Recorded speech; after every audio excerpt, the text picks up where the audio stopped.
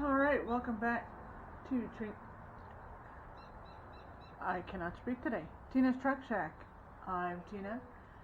I'm getting back to removing the wiring harness, which really there isn't much to it, but everything is still very rusty.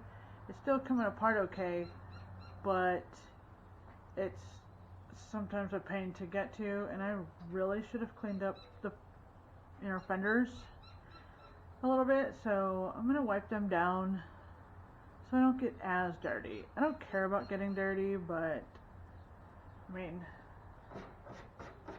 that's retarded. So I'm gonna just wipe it down real quick. Can have fun watching that.